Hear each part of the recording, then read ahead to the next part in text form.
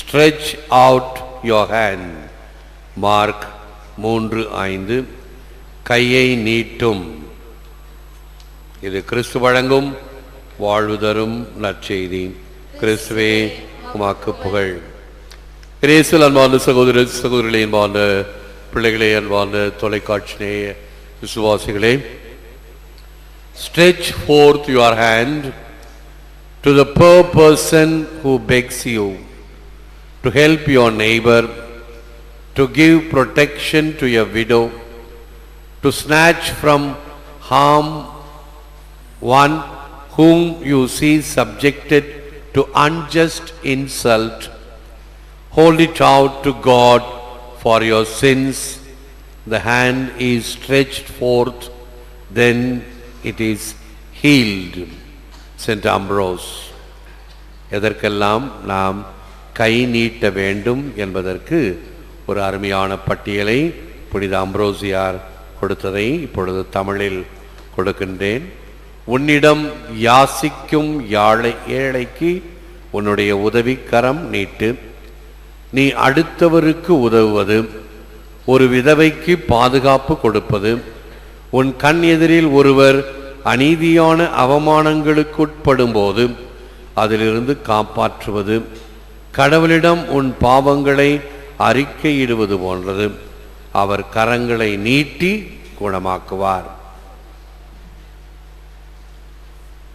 ஒரு சில திருப்பலிகளில் சிறப்பு ஆசீர் இறுதியில் கொடுக்கப்படும். ஆண்டவர் தன் முகத்தை உம் பக்கம் திருப்பி தம் ஆசியை பொழிவாராக. ஆரோனின் ஆசீர் என்று அழைக்கப்படுகிறது.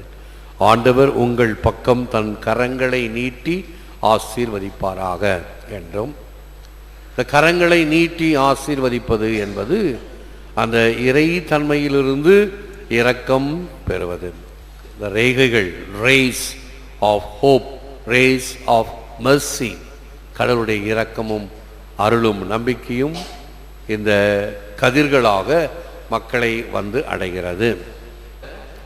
உயர்வு அற உயர் நலம் உடையவன் எவன், அவன் மயர்வு அற மதிநலம் அருளினன் எவன், அவன் அயர்வு அரும் அமரர்கள் அதிபதி எவன், அவன் துயர் அரு சுடரடி தொழுது எழு என் மனமே. நம்முடைய வாழ்க்கையை உயர்த்துகிறவர் யார்? இறைவன்.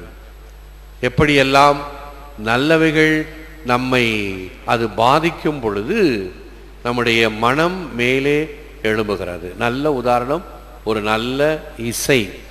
நாம் வழிபாடுகளில் பல பாடல்களை பாடுகிறோம். அந்த பாடல்கள் மிக மிக அருமையாக பக்தியை தருகின்ற வகையில் அது பாடப்படும் பொழுது நம்முடைய மனம் இறைவன் பக்கம் உயர்கிறது அல்லவா? அதுதான் உயர் நலம் உடையவன் எவன். இப்படி நம்முடைய மனங்களை மேலே எழுப்புகின்றவைகள் எவைகள்? யார் யார்? அவன் மயர்வு அற மதிநலம் அருளினன். அந்த இறைவன் எதை கொடுக்கிறாரா? மயர்வு அற மதிநலம், நம்முடைய நல்ல புத்தி, நல்ல ஞானம், இவைகளின் வழியாக இந்த மயர்வு, களைப்பு, சோகம், விரக்தி, பல வகையான இந்த நம்மையே, நம்முடைய எண்ணங்களை, ஸ்ட்ரெஸ், ஸ்ட்ரெயின், இப்படியாக இருக்கக்கூடியவைகள் நம்மை மன அழுத்தமும் மன இறுக்கமும் கொண்டு கீழே அழுத்துகின்றன. இவைகளிலிருந்து நமக்கு மேலே எழும்ப மதி நலம் அருளினன் எவன், அவன் அயர்வு வரும் அமரர்கள் அதிபதி. நாம் எல்லாம் சோர்ந்து போகிறோம், களைத்து போகிறோம், வேலையினாலோ வாழ்க்கையின் பிரச்சனைகளாலோ சோர்ந்து போகிறோம். ஆனால் சோர்ந்து போகாமல், களைத்து போகாமல், அயர்வு அரும் அமரர்கள். எப்பொழுதும் நாம் என்ன சொல்கிறோம்? இறைவனை விண்ணகத்திலே வானதூதர்களும் மற்ற புனிதர்களுமாக சேர்ந்து எப்பொழுதும் தூயவர் தூயவர் தூயவர் என்று பாடிக்கொண்டிருக்கிறார்கள் என்பது நம்முடைய விசுவாசம். அயர்வு அரும் அமரர்கள், அவர்களுக்கு அதிபதி எவன், அவன் அந்த இறைவன் துயர் அரு சுடர் அடி தொழுது எழு மனமே. துயர் அரு நம்முடைய வேதனைகளினுடைய வேரை அறுத்து விடுவார். அதுதான் கட்டியை ஆற்றும். அப்படி துயர் அரு சுடர் அடி. இறைவன் நம்முடைய துயர் வேதனை நோய் நாடி நோய் முதல் நாடி என்பதை போல எவைகள் காரணமோ அவைகளை அடியோடு தோன்றி எடுத்து நமக்கு விடுதலையும் மீட்பும் தருகின்ற இறைவனுடைய பாத கமலங்களை தொழுது எழு மனமே என்று இந்த தமிழ் பாடல் கூறுகிறது. அன்பர் பணி செய்ய என்னை ஆளாக்கி விட்டுவிட்டால் இன்ப நிலை தானே வந்தெய்தும் பராபரமே. உனக்கு மகிழ்ச்சி வேணுமா, அமைதி வேணுமா, நிறைவு வேணுமா, பிறருக்கு உதவி செய், பிறருக்கு அபயக்கரம் நீட்டு. அப்படி உதவிக்கரம் நீட்டும் பொழுது உனக்கே அந்த ஆசீர் வரும். ஊரார் பிள்ளையை ஊட்டி வளர்த்தால் தன் பிள்ளை தானே வளரும்.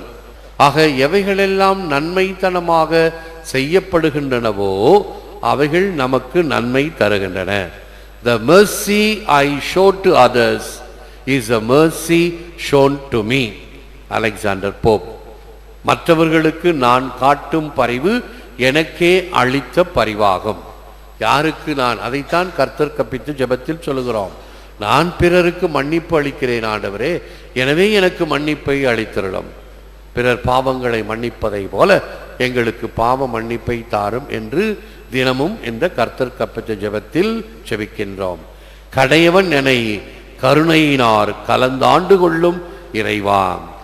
கடையவன் என்னை. நாம் எல்லாம் இறைவன் முன்னால் நிற்பதற்கு தகுதியற்றவர்கள், தூசிக்கு சமமானவர்கள். சங்கீதம் 8.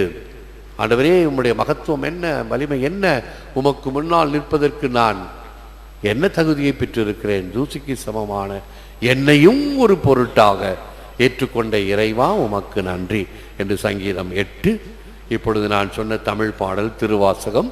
கடையவனவனை கருணையினார் கலந்தாண்டு கொள்ளும் இறைவா, என்னிடம் வந்து என்னுள் புகுந்து புனித சின்னப்பரை ஆட்கொண்டது போல, மோயிசனை ஆட்கொண்டது போல, எலியாசை தென்றல் காற்றில் ஆட்கொண்டது போல என்னை ஆட்கொள்ளும் இறைவா. முழந்தாள் இருப்போம், செபிப்போம். Lord Jesus, I stretch out my hand to you in surrender. Heal me and restore my withered soul. Transform my heart with your love, that I may freely serve my neighbors for their good and find joy in doing your will. ஆண்டவராகிய இயேசுவே, உம் பாதம் சரணடைந்து உம்மை நோக்கி என் கரங்களை உயர்த்துகின்றேன். செயலிழந்த என் ஆன்மாவை குணமாக்கியருளும். உம் அன்பினால் M இதயத்தை மாற்றி அமைத்தருளும். அதனால் தாராளத்துடன் பிறர் நலனுக்காகவே பிறருக்கு சேவை செய்து உம் பணி செய்வதிலேயே நான் மகிழ்ச்சி காண்பேனாக. உமது அருளினால் இரக்கத்தை பெற்று நாங்கள் பிறருக்கும் அந்த இரக்கத்தை காட்டுகின்ற வகையில் எங்கள் எண்ணங்கள், சிந்தனை, செயல், எம் கரம் நீட்டுதல் இவைகள் அமைவனவாக. இன்றைய நற்செய்தியை போல பிறருக்கும் உதவி செய்து வாழுகின்ற மக்களாக உருவாக்கியலும். இது செபாஸ்டியாரின் திருவிழாவை கொண்டாடுகிறோம். வேதத்துக்காக சான்று பகர அம்புகளால் கொல்லப்பட்ட படை வீரர் இன்றும் மக்களை பல வகையான நோய் நொடிகளிலிருந்து காப்பாற்றுகின்ற புனிதர் என்று அவருடைய பாதுகாவலை தேடுகிறோம். ஏற்று வரமருளும் இறைவா, காக்கும் கரங்களினால். ஆமென், ஆமென்.